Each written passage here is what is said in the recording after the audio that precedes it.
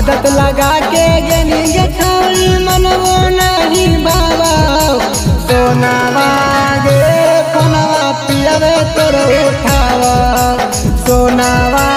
गे फोनवा पियवे तोर उठावा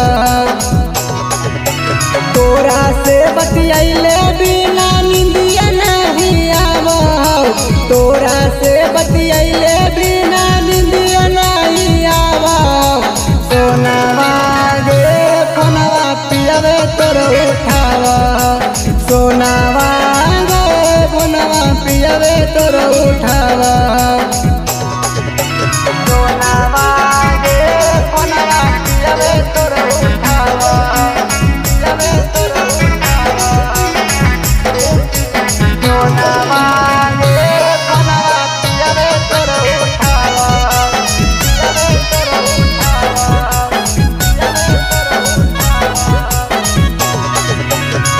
तू ही धरई छौरी प्यार के आदतिया गे तोरा से दूर कैसे रहबल संगातिया गे मनावा नहीं भावो लेकिन दिलावा तोरे बोलावा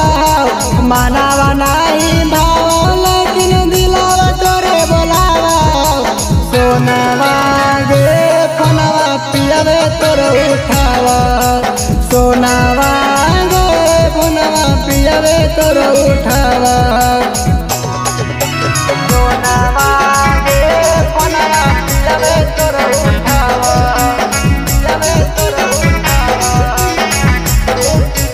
सोनावा गे फोनवा पियवे तोर उठावा पियवे तोर उठावा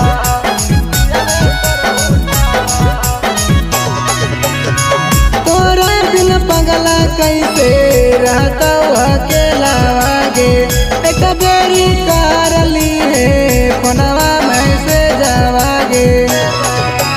दीपक दीवाना कपिल टाइगर छोड़ के तू नहीं जाइएंगे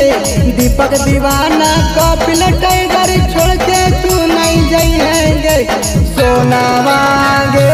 फोनवा पियवे तोर उठावा सोनावा गे फोनवा पियवे तोर उठा